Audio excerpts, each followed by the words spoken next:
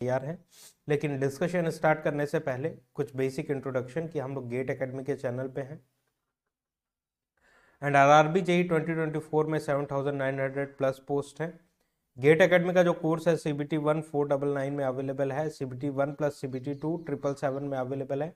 जैसे कि CBT 1 का एग्जामिनेशन कंडक्ट हो चुका है, जितने भी एग्जामिनेशन थे, जितने भी शिफ्ट में थे, सारे के सारे कंप्लीट हो चुके हैं। आज 18 तारीख है। तो अब बचता है CBT 2। CBT 2 में अगर आप एनरोल करते हैं तो जितने भी सब्जेक्ट मेंशन है CBT 2 में आरआरबी जेई के ऑफिशियल सिलेबस में, वो सारे के सारे सब्जेक्ट इमीडिएट बेसिस पे सारे वीडियो लेक्चर्स आपको प्रोवाइड कर दिए जाएंगे, जिसके कारण आपको फर्दर स्ट्रगल ना हो कोर्सेज को लर्न करने में, सब्जेक्ट्स को लर्न करने में, और आप अपने टाइम को अपने अकॉर्डिंग मैनेज कर सकें और स्टडी कर सकें। राइट। गेट 2027 का जो कोर्स है उसकी कोर्स प्राइस 5,555 रुपीज़ है। गेट 2025 का कोर्स 2,222 रुपीज़ में, 26 का कोर्स 3,333 रुपीज़ में एंड 27 का जो कोर्स है वो 5,555 रुपीज़ में अवेलेबल है। आरआरबी जेई, SSC जेई 777 में, कैंपस रिक्रूटमेंट ट्रेनिंग प्रोग्राम 777 में, ऑल स्टेट AJE एग्जामिनेशन 777 में, smart course and dopamine 555 combo 999 में, ESC नॉन टेक्निकल जो कि UPSC का एग्जामिनेशन होता है, जिसमें ICT, project management, environmental science, engineering, drawing और जो भी नॉन टेक्निकल सब्जेक्ट्स हैं वो आपको 777 में प्रोवाइड किए जाएंगे। GATE subject wise and combo courses available हैं। उसके लिए आपको गेट एकेडमी की ऑफिशियल वेबसाइट विजिट करनी होगी कि अगर आप केवल और केवल नेटवर्क में इंटरेस्ट रखते हैं या पावर सिस्टम में इंटरेस्ट रखते हैं या पावर इलेक्ट्रॉनिक्स में इंटरेस्ट रखते हैं या इलेक्ट्रिकल मशीन्स में इंटरेस्ट रखते हैं या फिर एनालॉग इलेक्ट्रॉनिक्स में इंटरेस्ट रखते हैं या डिजिटल इलेक्ट्रॉनिक्स में इंटरेस्ट रखते हैं, कंट्रोल सिस्टम में इंटरेस्ट रखते हैं या फिर सिग्नल सिस्टम में इंटरेस्ट रखते हैं या EMT में इंटरेस्ट रखते हैं या माइक्रो प्रोसेसर में इंटरेस्ट रखते हैं, तो इंडिविजुअल बेसिस पे इन कोर्सेज में आप एनरोल कर सकते हैं। अदरवाइज आप कॉम्बिनेशन के साथ भी कोर्सेज को अवेल कर सकते हैं। उसके लिए आपको गेट एकेडमी की ऑफिशियल वेबसाइट विजिट करनी होगी। Online test series details for GATE 2025 course, तो इलेक्ट्रिकल इंजीनियरिंग 333 में अवेलेबल है। गेट 2025 के लिए जो ऑनलाइन टेस्ट सीरीज है, इसमें topic wise test 28, subject wise basic level के test 12, subject wise advance level के test 12, multiple subject test 14, full and mock test for GATE examination 10 test, total number of test 76 है। तो इन 76 test को अगर आप बेहतरीन तरीके से अटेम्प्ट करके प्रिपेयर कर लेते हैं, एनालाइज कर लेते हैं, तो इससे आपको अपने सिली मिस्टेक्स का पता चलेगा कि कहाँ पे आप सिली मिस्टेक्स कंडक्ट कर रहे हैं एंड कैलकुलेशन में कहाँ पे मिस्टेक्स हो रहे हैं, कौन से वीक एरिया है, आपको कहाँ पे और न्यूमेरिकल सॉल्व करने की ज़रूरत है, कहाँ पे और कॉन्सेप्ट बिल्डअप करने की ज़रूरत है, कहाँ पे और थ्योरी पढ़ने की ज़रूरत है। जो रैंकर्स हैं, टॉप रैंकर्स, उनके साथ अपने रिजल्ट्स को कंपेयर करने का मौका मिलेगा कि उन्होंने पर्टिकुलर क्वेश्चन को कितने टाइम में सॉल्व किया, आपने कितना टाइम डिवोट किया। इस तरीके से चीज़ों को एनालाइज करके धीरे धीरे रेक्टिफाई करते हुए आप अपने रैंक को बेस्ट पॉसिबल रैंक तक लेके जा सकते हैं। और गेट एकेडमी की जो टेस्ट सीरीज है 76 टेस्ट जो डिजाइंड है ऑफिशियल गेट पेपर के अकॉर्डिंग डिजाइन है। जैसे कि ऑफिशियल गेट पेपर में कभी भी कोई भी क्वेश्चन रिपीट नहीं होता है, सिमिलर काइंड ऑफ कॉन्सेप्ट आपको गेट एकेडमी के टेस्ट सीरीज में देखने के लिए मिलेगा। As per the GATE standard unique question design किए गए हैं यहाँ पे, जो कि आपके कॉन्सेप्ट को और भी ज्यादा बिल्डअप करने में हेल्प करेंगे आपका। जनरल एप्टीट्यूड का जो ई बुक है, क्योंकि जनरल एप्टीट्यूड गेट के एग्जामिनेशन में 13 से 15 मार्क्स का वेटेज रखता है, जो कि एक अच्छा खासा वेटेज है। किसी भी टेक्निकल सब्जेक्ट से ज़्यादा वेटेज जनरल एप्टीट्यूड का देखने के लिए मिलता है। एप्टीट्यूड ई बुक का QR कोड स्क्रीन के सामने, इस QR कोड को अगर आप स्कैन करते हैं तो एप्टीट्यूड के ई बुक तक आप पहुंच जाएंगे, जिसमें numerical ability, logical reasoning, verbal ability, special aptitude, total number of pages 521 है। और ये बुक 222 में आपको अवेलेबल है। और इस बुक की खास बात यह है कि इसमें 15 years previous year GATE question with detail solution available है। राइट, शॉर्ट पॉसिबल सॉल्यूशन के साथ अवेलेबल है।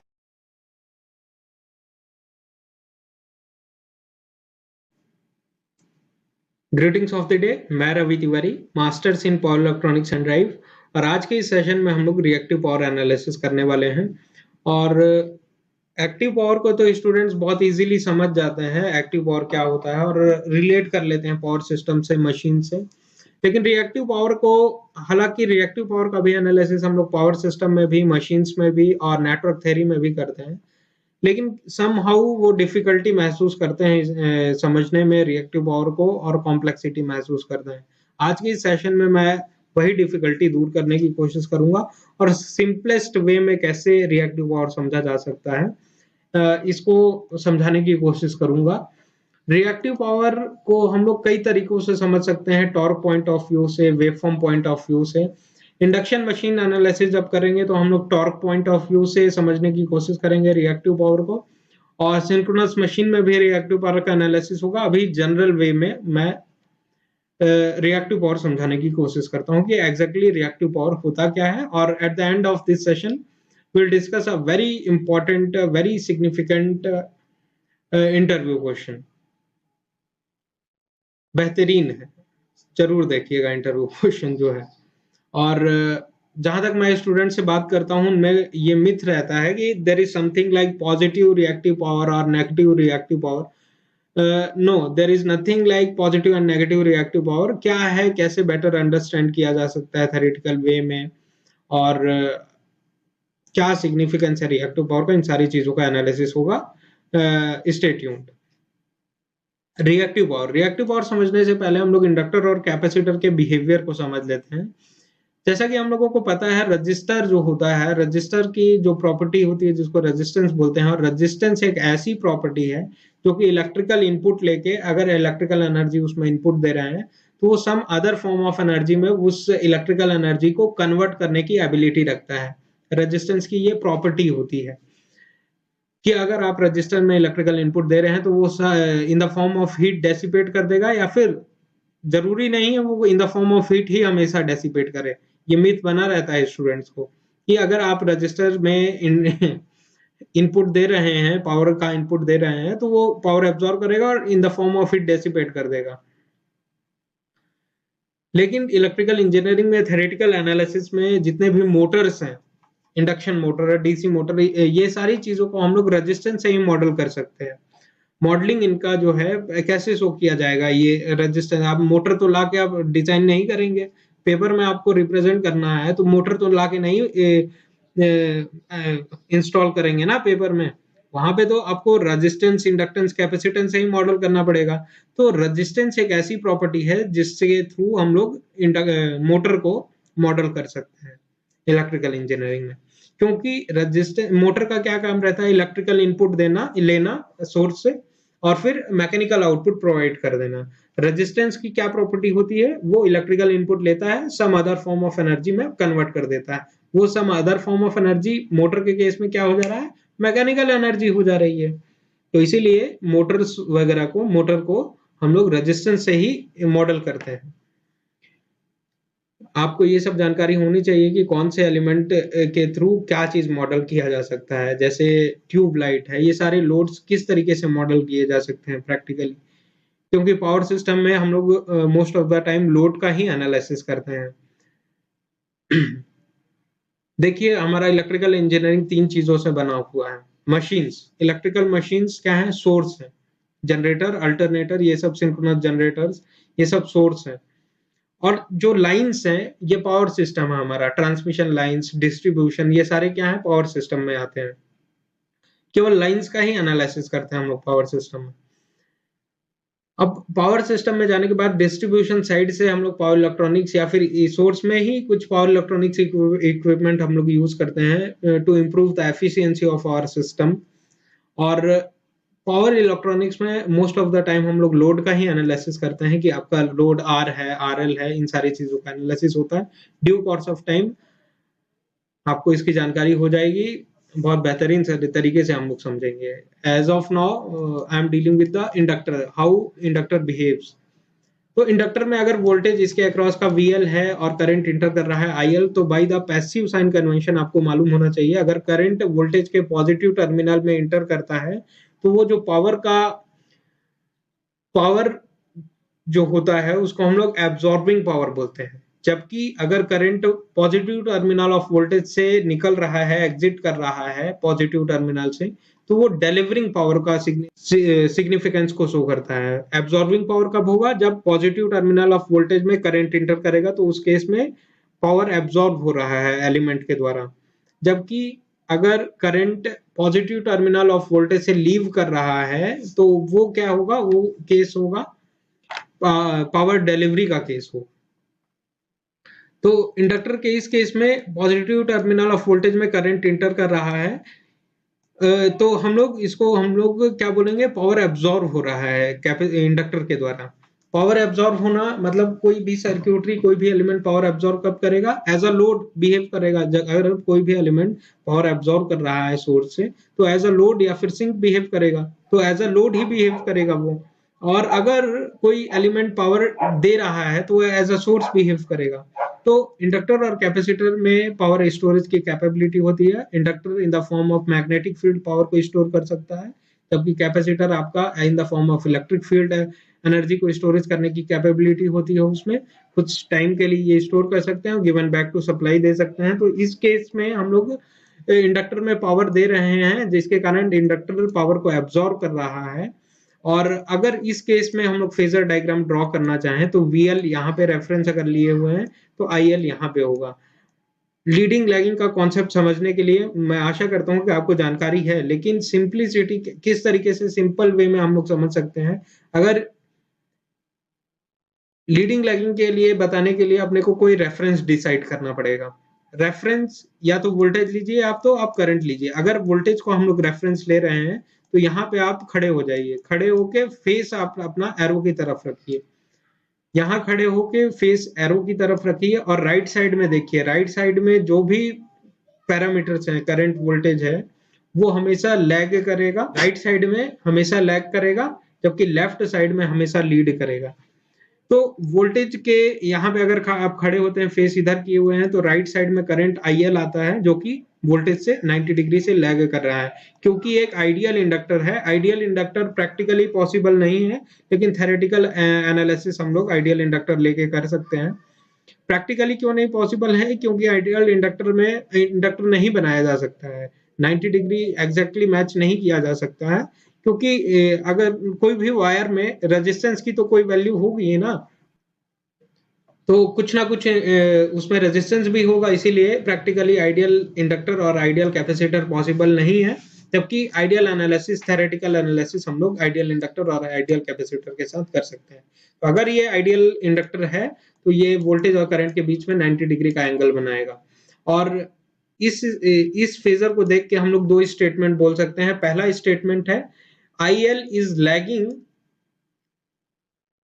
VL by 90 degree. ये पहला स्टेटमेंट। सेकंड स्टेटमेंट ये बोलता है कि VL is leading IL by 90 degree. दोनों स्टेटमेंट करेक्ट स्टेटमेंट है।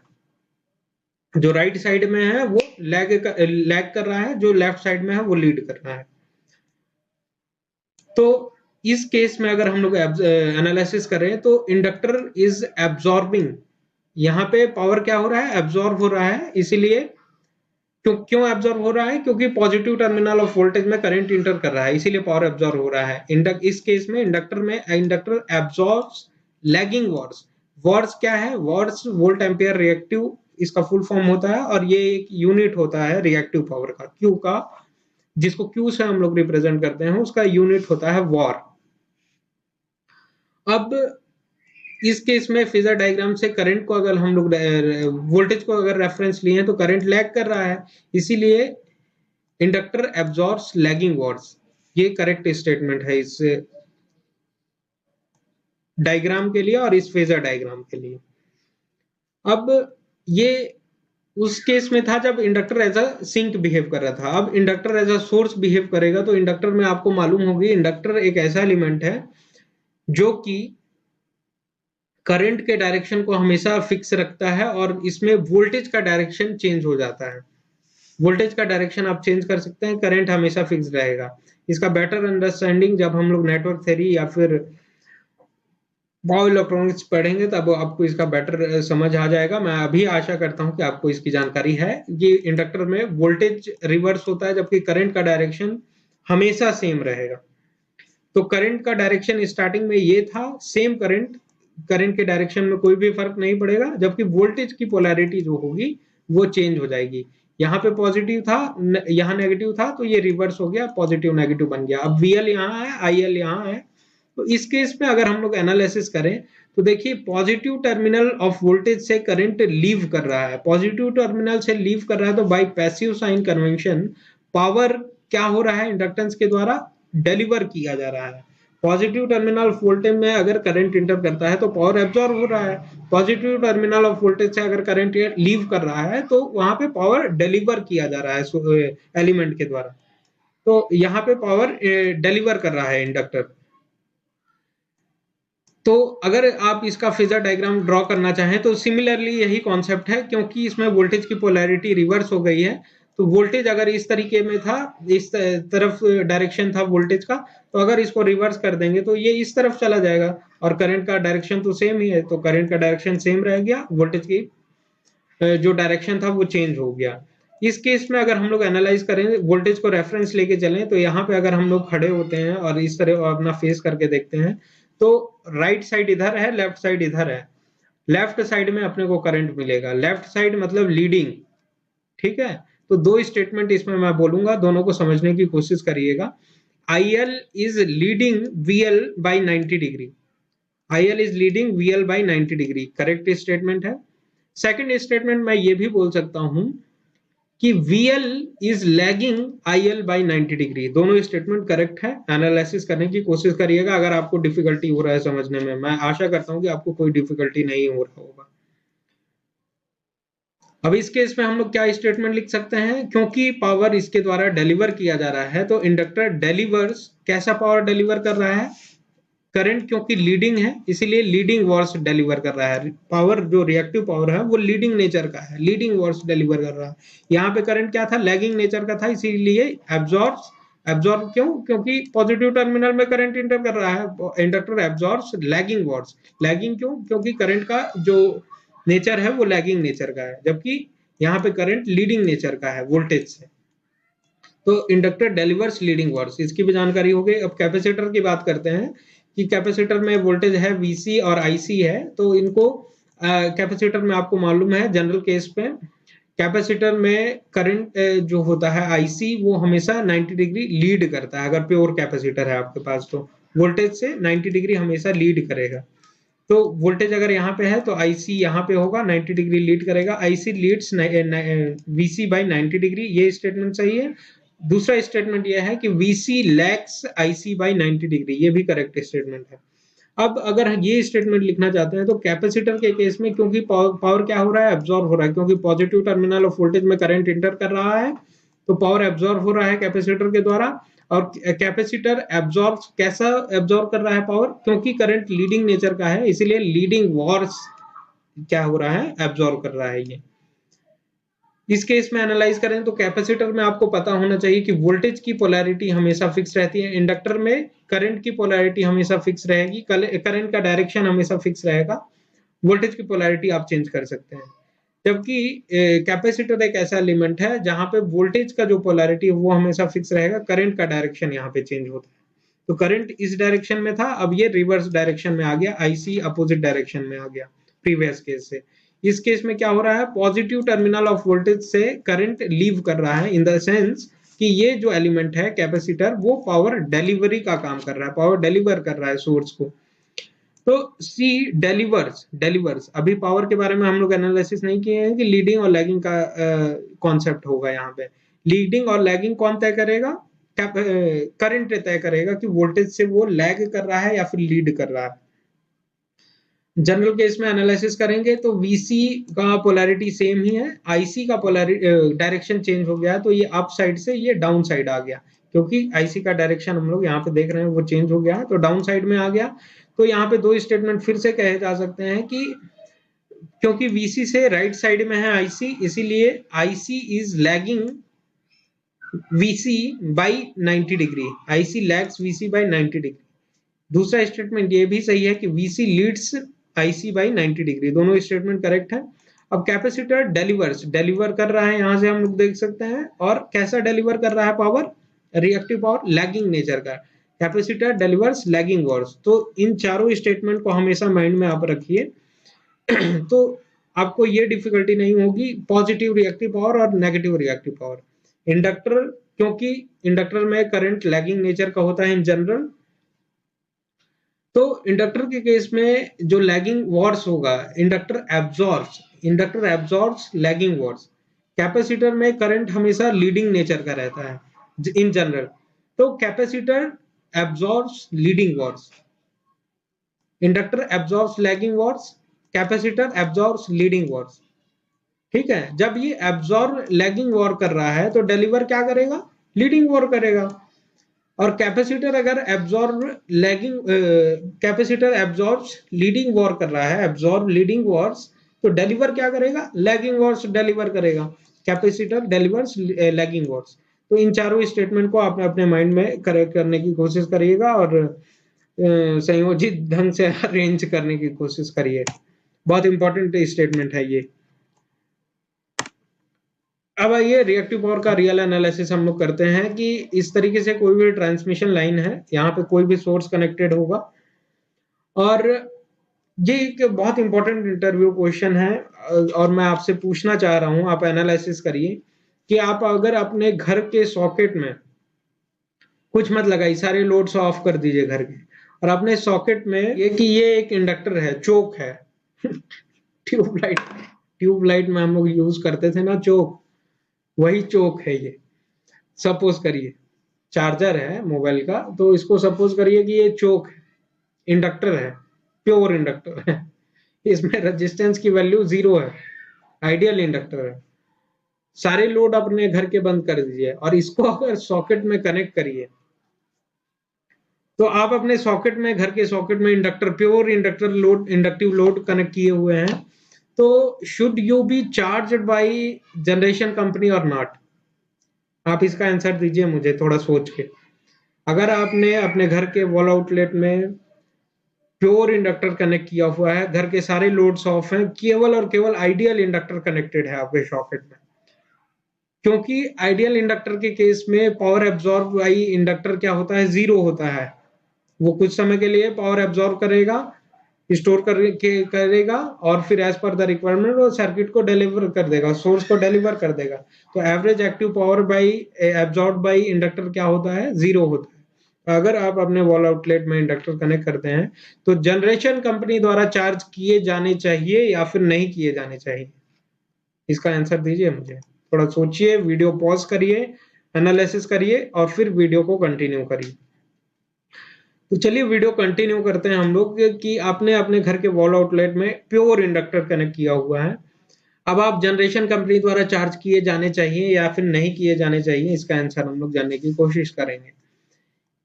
क्योंकि ये एक प्योर इंडक्टर है जो पावर सोर्स से एब्जॉर्ब करेगा, कुछ टाइम के बाद ये सोर्स को डिलीवर कर देगा। मैं सोर्स हूं, आप लोड हैं, एज्यूम करिए मैं सोर्स हूं, आप लोड हैं। मैंने अगर 10 रुपीज आपको दिया, सोर्स ने लोड को 10 रुपीज दिया और लोड ने वापस कर दिया कुछ टाइम के बाद सोर्स को, तो आपके पास कितना पैसा बचा, कितना रुपए बचा? 0। 10 रुपए मैंने आपको दिया था, आपने एब्जॉर्ब किया और फिर एब्जॉर्ब करने के बाद कुछ टाइम बाद आपने सोर्स को रिटर्न बैक कर दिया 10 रुपए, तो आपके पास कितना पैसा बचा? 0। तो average active power absorbed bye inductor और कैपेसिटर इज ऑलवेज 0।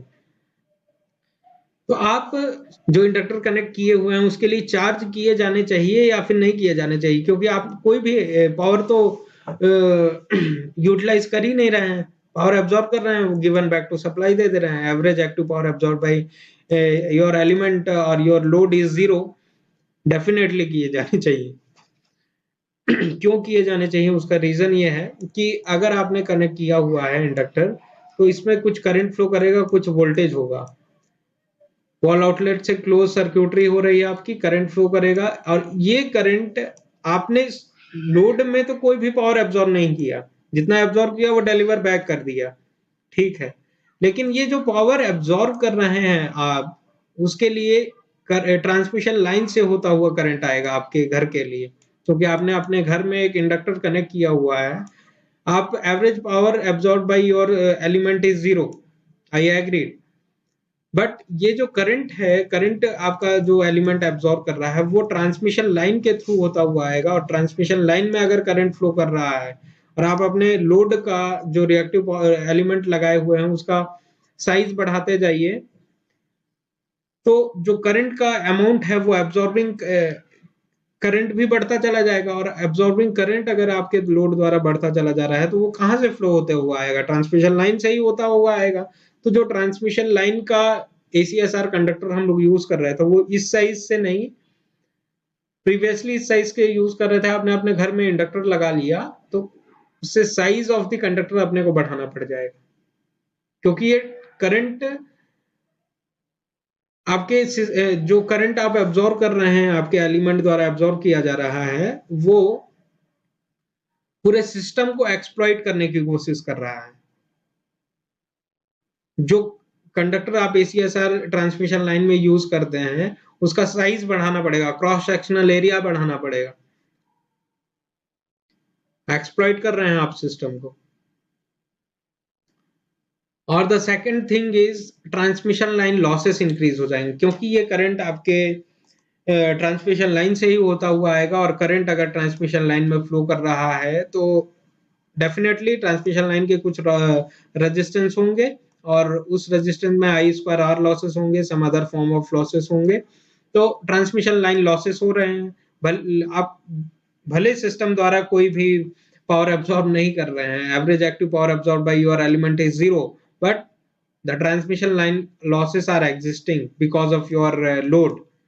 तो आप इन दो रीजंस की वजह से चार्ज किए जाने चाहिए जनरेशन कंपनी के द्वारा। बहुत इंपॉर्टेंट इंटरव्यू क्वेश्चन है, एनालिसिस किसी बहुत सारे PSUs में ऐसा क्वेश्चन पूछा जा चुका है। चलिए रिएक्टिव पावर को समझने की कोशिश करते हैं। तो यही है भैया रिएक्टिव पावर। एक्टिव पावर आपने कोई भी एब्जॉर्ब नहीं किया, एक्टिव पावर केवल और केवल रेजिस्टेंस एब्जॉर्ब कर सकता है। रिएक्टिव पावर ये एलिमेंट्स एब्जॉर्ब करते हैं और इन द सिस्टम को रिटर्न बैक कर देते हैं, लेकिन आप किए जाने चाहिए चार्ज। यही है रिएक्टिव पावर। सिग्निफिकेंस पता चला रिएक्टिव पावर का। आप लिंक नहीं कर पाते हैं चीजों को, जो पढ़ते हैं थेरेटिकल वे में आप पढ़ लेते हैं रिएक्टिव पावर, लेकिन कहाँ पे यूज हो रहा है ये सारी चीजों से आप अनलिंक्ड रहते हैं, लिंक नहीं कर पाते हैं चीजों को, क्योंकि बहुत इंपॉर्टेंट है। तो जनरेटर है, अगर सिंगल लाइन डायग्राम हम लोग एनालिसिस कर रहे हैं, जनरेटर है, बस बार है, ट्रांसमिशन लाइन है, अगेन बस बार है, रिसीविंग एंड साइड का सिंगल लाइन डायग्राम है ये। और यहाँ पे आपका एलिमेंट है, लोड है, इस तरफ लोड कनेक्ट किए हुए हैं जो कि जिसमें रेजिस्टेंस है और इंडक्टर है, सीरीज में कनेक्टेड है। और ये एक मोटर को मैं कह सकता हूँ कि रिप्रेजेंट कर रहे हैं, क्योंकि एक रजिस्टर है। तो आपने लोड एज अ मोटर, कोई भी मोटर लगाया हुआ है, सोर्स आपका अल्टरनेटर है, और अभी सपोज करिएगा कि आपने कोई भी, ये कैपेसिटर बैंक है ना, इसको थोड़ा डिफरेंट वे में हमने शो कर दिया है तो कंफ्यूज नहीं होइएगा। ये कैपेसिटर बैंक है। एज ऑफ नाउ ब्लू से मैंने जितना भी शो किया हुआ है वो मैं कंसीडर नहीं कर रहा हूँ। आपने अभी तक कोई भी कैपेसिटर बैंक नहीं लगाया है। जनरल केस में कैसे एनालिसिस करते हैं हम लोग देखते हैं। तो क्योंकि एक रजिस्टर है, पावर एब्जॉर्ब करेगा सोर्स से, जो कि एक्टिव पावर एब्जॉर्ब करेगा रजिस्टर। रजिस्टर का जो एक्टिव पावर है वो ट्रांसमिशन लाइन के थ्रू होता हुआ ही आएगा, और जनरेटर ही केवल एक्टिव पावर सप्लाई कर सकता है। अल्टरनेटर जो कि सिंक्रोनस जनरेटर होता है, अल्टरनेटर ही सिर्फ एक्टिव पावर सप्लाई कर सकता है, जबकि रिएक्टिव पावर जो होता है वो अल्टरनेटर भी कर सकता है और कोई रिएक्टिव एलिमेंट भी कर सकते हैं। Reactive element in the sense capacitor, inductor, ये सब भी सप्लाई कर सकते हैं। और एक्टिव पावर ये एलिमेंट नहीं, रिएक्टिव एलिमेंट जो होते हैं कैपेसिटर, इंडक्टर, ये सब सप्लाई नहीं कर सकते हैं reactive power, active power. Active power का डिलीवरी का काम केवल और केवल अल्टरनेटर करता है, क्योंकि active power is a real power, average power. आप मोटर में एक्टिव पावर देंगे तभी आपका मोटर जो है मैकेनिकल आउटपुट प्रोवाइड करेगा, आपके शाफ्ट को रोटेट कर पाएगा, व्हाट डू वी से इंडक्शन मोटर के रोटर को। और 90% से ज्यादा जो कंज्यूमर्स हैं हमारे वो इंडक्शन मोटर ही हैं। तो मोस्ट ऑफ द टाइम जो सिस्टम रहता है वो लैगिंग नेचर में ही बिहेव करता है। तो इसीलिए हमने रेजिस्टेंस और इंडक्टेंस का कॉम्बिनेशन लेके इसको समझने की कोशिश किया है। इसके अक्रॉस का वोल्टेज V है और जो करंट इंटर कर रहा है इसमें वो IL है। रेजिस्टेंस है कुछ पावर, एक्टिव पावर एब्जॉर्ब करेगा जो कि जनरेटर के द्वारा ही सप्लाई किया जाएगा। और जनरेटर इस ट्रांसमिशन लाइन से कनेक्टेड है तो ये एक्टिव पावर इस ट्रांसमिशन लाइन से होता हुआ आएगा। और ट्रांसमिशन लाइन से अगर पावर होता हुआ आ रहा है तो जिसके कारण कुछ हाई स्पायर और लॉसेस होंगे, तो उसके हिसाब से हम लोग कंडक्टर डिजाइन करेंगे अपना। अब अगर इंडक्टर भी लगा हुआ है, यहाँ पे इंडक्टर लगे होने के कारण as per the operating power factor of this your machine और लोड, जैसा आपके मशीन का पावर फैक्टर है उस हिसाब से ये मशीन लोड सोर्स से रिएक्टिव पावर का भी डिमांड रखेगा। रिएक्टिव पावर भी अब्सॉर्ब करने के लिए अब्सॉर्ब करने की कोशिश करेगा। और अगर आपने कैपेसिटर बैंक नहीं कनेक्ट किया हुआ है तो जनरेटर बाउंड है, क्योंकि और कोई एलिमेंट है नहीं यहाँ पे सप्लाई करने के लिए रिएक्टिव पावर। जनरेटर बाउंड है रिएक्टिव पावर सप्लाई करने के लिए। तो एक्टिव पावर के साथ साथ जनरेटर को रिएक्टिव पावर भी सप्लाई करना पड़ेगा। और ये रिएक्टिव पावर भी ट्रांसमिशन लाइन के थ्रू होता हुआ जाएगा, जिसके कारण ट्रांसमिशन लाइन लॉसेस इंक्रीज हो जाएंगे। इन ट्रांसमिशन लाइन लॉसेस को रिड्यूस करने के लिए हम लोग क्या करते हैं कि कैपेसिटर बैंक वगैरह यूज करते हैं सब स्टेशन में, और प्रॉपर पावर ट्रांसफार्मर इन सारी चीजों में, और अल्टरनेटर में भी कैपेसिटर बैंक्स का यूज किया जाता है। तो कैपेसिटर बैंक अगर आप कनेक्ट करते हैं तो एक्टिव पावर का डिलीवरी का काम केवल जनरेटर कर सकता है। रिएक्टिव पावर अगर कैपेसिटर बैंक कनेक्टेड नहीं है तो जनरेटर फोर्स्ड बाउंड है रिएक्टिव पावर भी डिलीवर करने के लिए, क्योंकि ट्रांसमिशन लाइन से होता हुआ जाएगा, ट्रांसमिशन लाइन लॉसेस इंक्रीज हो जाएंगे। अब अगर आप लोड साइड में, रिसीविंग एंड साइड में कैपेसिटर बैंक लगा देते हैं तो कैपेसिटर कैसा पावर डिलीवर करता है? Capacitor absorbs leading Wars but delivers lagging Wars. तो जो लैगिंग वॉर्स होता है वही हमारा रिएक्टिव पावर होता है। लैगिंग वॉर्स को ही जनरल एक रेफरेंस लेके चलिए, या तो अपने को लीडिंग वार रेफरेंस अभी आप ले सकते हैं, लेकिन जनरल रेफरेंस स्टैंडर्ड जो फॉलो किया जाता है वो लैगिंग वॉर्स को ही हम लोग रिएक्टिव पावर बोलते हैं। तो रिएक्टिव पावर डिलीवरी का काम हमेशा कैपेसिटर करता है। Capacitor absorbs leading Wars, delivers lagging Wars. Previous slide में हमने देखा है कि capacitor absorbs leading Wars, delivers lagging Wars. तो इंडक्टर क्या कौन सा लैगिंग वॉर्स या फिर लीडिंग वॉर्स एब्जॉर्ब करता है? Inductor always absorbs lagging Wars and delivers leading Wars. तो अभी इंडक्टर को कैसा रिक्वायरमेंट है? लैगिंग वॉर्स एब्जॉर्ब करना है इंडक्टर को। तो ये मशीन जो है आपकी मोटर, वो रिएक्टिव पावर लैगिंग वॉर्स को एब्जॉर्ब करना चाह रही है। लैगिंग वॉर्स जनरेटर को देना पड़ेगा, जिसके कारण ट्रांसमिशन लाइन लॉसेस इंक्रीज होंगे। अब ये जो लैगिंग वॉर्स है, अगर कैपेसिटर हम लोग कनेक्ट कर दें, क्योंकि capacitor absorbs leading Wars but delivers lagging Wars, और लैगिंग वॉर्स किसका रिक्वायरमेंट है? आपके इंडक्टर का रिक्वायरमेंट है। तो कैपेसिटर अगर आप कनेक्ट कर देते हैं लोड साइड में, तो वॉर्स का रिक्वायरमेंट है वो फुलफिल कर देगा आपका कैपेसिटर। और इसका जितना भी रिक्वायरमेंट था रिएक्टिव पावर को, वो अगर कैपेसिटर फुलफिल कर दे रहा है तो जनरेटर को कोई भी सप्लाई करने की जरूरत नहीं है, इसलिए हमने यहाँ पे क्रॉस लगाया हुआ है। अब अगर कैपेसिटर आपके रिएक्टिव पावर को फुलफिल कर दे रहा है तो जनरेटर साइड से आपको रिएक्टिव पावर सप्लाई करने की कोई भी जरूरत नहीं है, जिसके कारण जो ट्रांसमिशन लाइन लॉसेस होंगे उनको मिनिमाइज किया जा सकता है, रेड्यूस किया जा सकता है। तो ये है ओवरऑल कॉन्सेप्ट रिएक्टिव पावर का।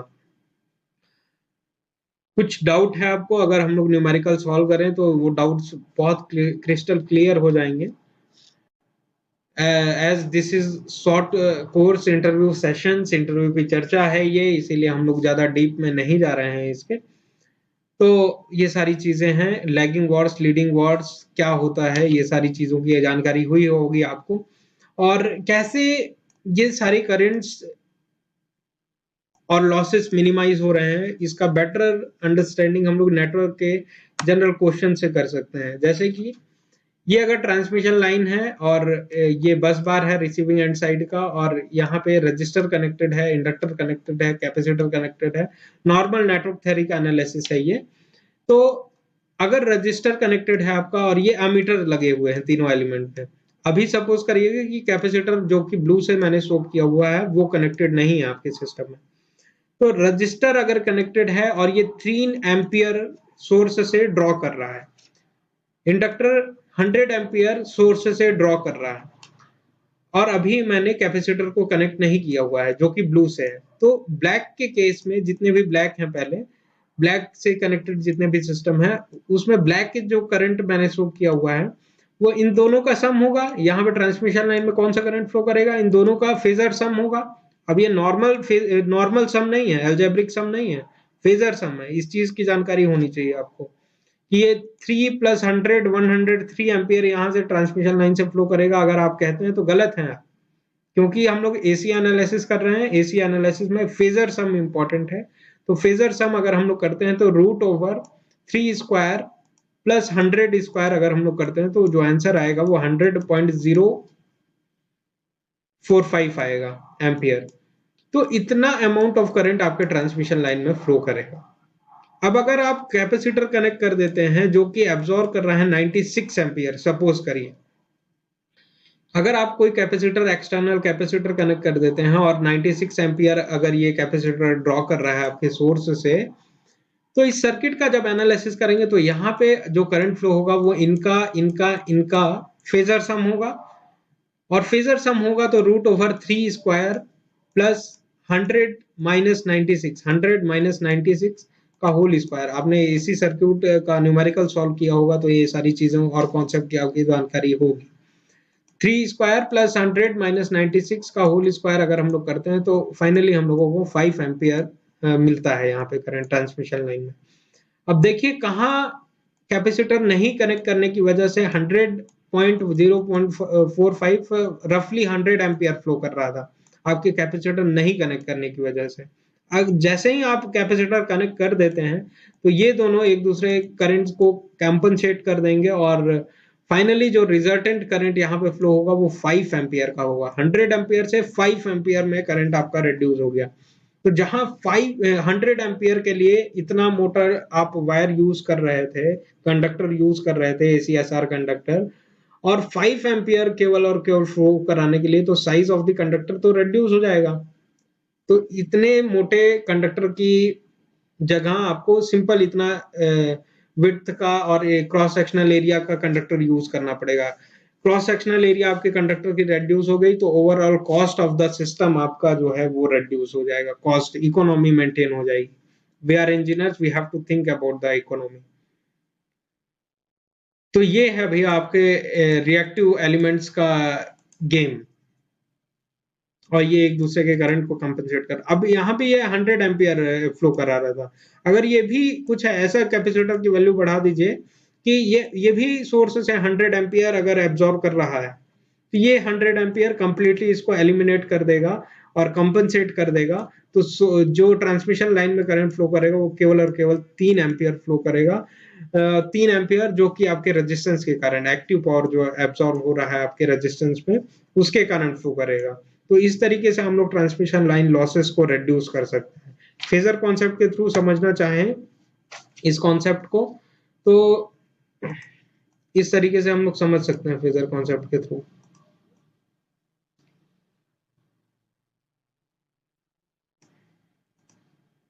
कैसे समझ सकते हैं कि ये V है, ये जो आपका मशीन कनेक्टेड है, मोटर है, उसके अक्रॉस का वोल्टेज V है, अगर ये कैपिटल V है, फेजर V है, और इसमें जो करंट ड्रॉ कर रहे हैं हम लोग वो कैपिटल IL है अगर, तो VL IL का ये रिलेशन होगा, क्योंकि रेजिस्टेंस भी है, इंडक्टेंस भी है, तो ये 90 डिग्री से कम लैग करेगा।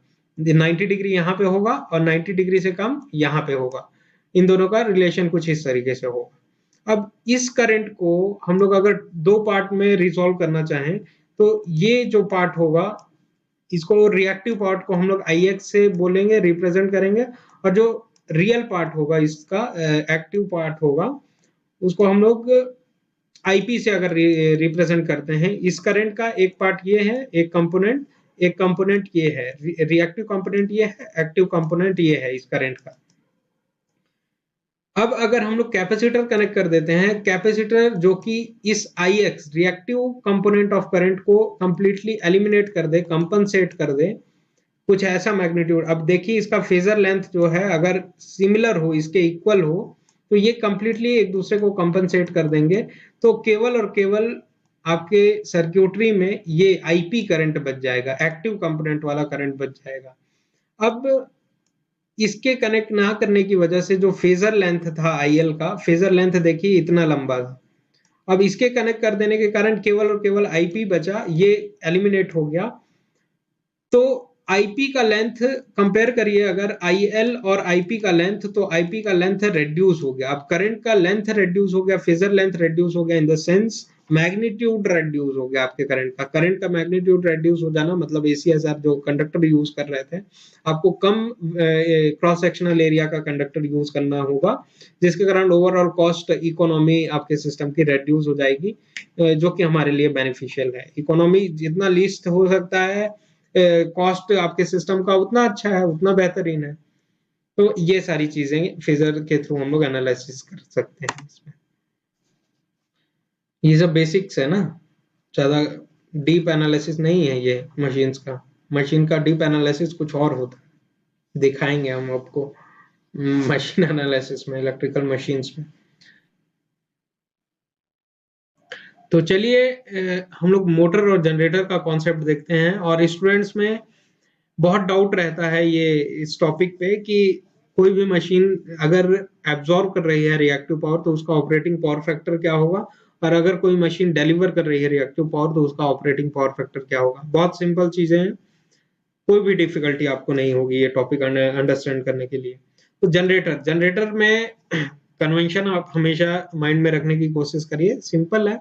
जनरेटर क्या करता है, इलेक्ट्रिकल पावर को वो लोड को देता है, इलेक्ट्रिकल आउटपुट प्रोवाइड करता है। मोटर मैकेनिकल आउटपुट प्रोवाइड करता है, इलेक्ट्रिकल इनपुट लेता है। तो करंट का जो कन्वेंशन है, साइन है, वो जनरेटर के केस में हमेशा लीविंग रहेगा। उनके टर्मिनल से, जनरेटर के टर्मिनल से लीव करेगा तब ना वो लोड में जाएगा। और मोटर में हमेशा एब्जॉर्बिंग नेचर का करंट रहेगा, वो मोटर में हमेशा उनके टर्मिनल्स में एब्जॉर्ब होगा करंट। तो जनरेटर के केस में हमेशा करंट का डायरेक्शन इस तरीके से होगा, ये ब्लू से मैंने करंट का डायरेक्शन शो किया हुआ है। और मोटर के केस में करंट हमेशा एब्जॉर्बिंग नेचर का होगा। ये दोनों मोटर्स हैं, ये दोनों जनरेटर्स हैं। अब इस मशीन का अगर हम लोग एनालिसिस करते हैं तो रिएक्टिव पावर को पहले देखते हैं हम लोग। रिएक्टिव पावर इस जनरेटर में दिया जा रहा है, रिएक्टिव पावर जनरेटर के द्वारा लोड को दिया जा रहा है। तो ये जनरेटर रिएक्टिव पावर का डिलीवरी कर रहा है। अब रिएक्टिव पावर को स्टैंडर्ड जो हम लोग फॉलो करते हैं वो लैगिंग वॉट्स बोलते हैं। रिएक्टिव पावर को स्टैंडर्ड वे में लैगिंग वॉट्स कहा जाता है रिएक्टिव पावर को। तो लैगिंग वॉट्स अगर जनरेटर दे रहा है, डिलीवरी कर रहा है लैगिंग वॉट का, तो करंट भी कैसा है, डिलीवरी इन नेचर का है, सेम डायरेक्शन में लैगिंग वॉट्स दे रहा है, इसीलिए करंट भी लैगिंग नेचर का होगा। जनरेटर है, करंट का डायरेक्शन फिक्स है, लीविंग नेचर का रहता है। अब ये फिक्स नहीं है कि रिएक्टिव पावर एब्जॉर्बिंग भी हो सकता है, डिलीवरी भी हो सकता है। अब इस मशीन में, इस जनरेटर में अगर रिएक्टिव पावर एब्जॉर्ब हो रहा है टर्मिनल से जनरेटर के, तो जनरेटर अगर एब्जॉर्ब कर रहा है रिएक्टिव पावर को, तो लैगिंग वॉट्स क्या कर रहा है, जनरेटर एब्जॉर्ब कर रहा है। अब ये करंट का डायरेक्शन के अपोजिट है। लैगिंग वॉट्स अगर एब्जॉर्ब कर रहा है तो करंट का क्या नेचर होगा, लीडिंग नेचर का होगा। तो मशीन आपकी कौन से पावर फैक्टर पे ऑपरेट कर रही है, लीडिंग पावर फैक्टर पे, यहाँ लैगिंग पावर फैक्टर पे। मोटर में एनालिसिस करते हैं, करंट का डायरेक्शन फिक्स है, हमेशा एब्जॉर्बिंग नेचर का होगा। रिएक्टिव पावर एब्जॉर्बिंग भी हो सकता है, अगर आपका मोटर रिएक्टिव डिलीवर कर रहा है, अगर आपका मोटर रिएक्टिव पावर डिलीवर कर रहा है तो, हाँ रिएक्टिव पावर डिलीवर कर रहा है तो रिएक्टिव पावर लैगिंग वॉट्स होता है। लैगिंग वॉट्स अगर दे रहा है आपका मोटर तो करंट कौन से नेचर का होगा, क्योंकि इन दोनों का डायरेक्शन अपोजिट है, इसीलिए ये अगर लैगिंग वॉट्स दे रहा है तो ये लीडिंग नेचर का करंट एब्जॉर्ब करेगा। तो आपका मशीन का पावर फैक्टर क्या होगा, मोटर का लीडिंग पावर फैक्टर पे मशीन आपकी ऑपरेट करेगी। अब ये मोटर जो है वो अगर रिएक्टिव पावर को एब्जॉर्ब कर रहा है, रिएक्टिव पावर एब्जॉर्ब कर रहा है, तो करंट का भी क्या डायरेक्शन है, एब्जॉर्बिंग नेचर का, दोनों सेम डायरेक्शन में है। तो reactive power lagging watts absorb कर रहा है, तो करंट भी आपका क्या होगा, लैगिंग नेचर का होगा। बात आ गई होगी आपको समझ में, नहीं आई होगी आंख बंद करिए, सोचने की कोशिश करिए, चीजें आ जाएंगी आपको समझ में। और इसीलिए मशीन का पावर फैक्टर हम लोग फिक्स कर सकते हैं कि कौन सा, अगर रिएक्टिव पावर दे रहा है आपका मशीन, जनरेटर है, तो वो कौन से पावर फैक्टर पे ऑपरेट करेगा, लैगिंग पावर फैक्टर पे। आपका मोटर है, मोटर रिएक्टिव पावर अगर दे रहा है तो कौन से पावर फैक्टर पे, लीडिंग पावर फैक्टर पे ऑपरेट करेगा। जनरेटर है, अगर रिएक्टिव पावर एब्जॉर्ब कर रहा है तो पावर फैक्टर उसका क्या होगा, लीडिंग पावर फैक्टर पे होगा। ऐसा भी कहा जा सकता है कि अगर मोटर आपका लैगिंग करंट एब्जॉर्ब कर रहा है, लैगिंग पावर फैक्टर पे ऑपरेट कर रहा है, तो वो हमेशा रिएक्टिव पावर एब्जॉर्ब करेगा। इन सारी चीजों को एनालिसिस करिएगा, बहुत इंपॉर्टेंट चीज है, बहुत छोटा सा चीज आपको दिख रहा है लेकिन ये बहुत सिग्निफिकेंट रोल प्ले करता है इलेक्ट्रिकल मशीन्स में, और इन्हीं स्मॉल स्मॉल सेंटेंसेस में डिफरेंट कॉम्पिटिटिव एग्जाम्स में हम लोग खेलते हैं। दो स्टेटमेंट हैं, ओवर एक्साइटेड मशीन। अब over excited machine always delivers reactive power. Over excited है तो वो देने का काम करेगा, अंडर एक्साइटेड है वो लेने का काम करेगा। Over excited machine always delivers reactive power, under excited machine always absorbs reactive power. तो यहाँ पे क्या है भैया, जनरेटर रिएक्टिव पावर दे रही है, जनरेटर आपका रिएक्टिव पावर दे रहा है, ओवर एक्साइटेड है तभी ना ये रिएक्टिव पावर दे रहा है। जनरेटर एब्जॉर्ब कर रहा है, अंडर एक्साइटेड है, कोई भी मशीन हो। अब ये कैसी मशीन है, रिएक्टिव पावर दे रही है मतलब ओवर एक्साइटेड है, मशीन है, मोटर है, और रिएक्टिव पावर ले रहा है मतलब अंडर एक्साइटेड है। अंडर एक्साइटेड है तभी वो रिएक्टिव पावर ले रहा है, ठीक है। तो बहुत सिंपल चीजें हैं, बहुत डिफिकल्टी होती है स्टूडेंट्स को समझने में, बहुत सिंपल टॉपिक है, समझने की कोशिश करिए और रिवाइज करने की कोशिश करिए, आंख बंद करके इमेजिन करने की कोशिश करिए। This is all about the session. Thank you very much for this session. Very, very all the best.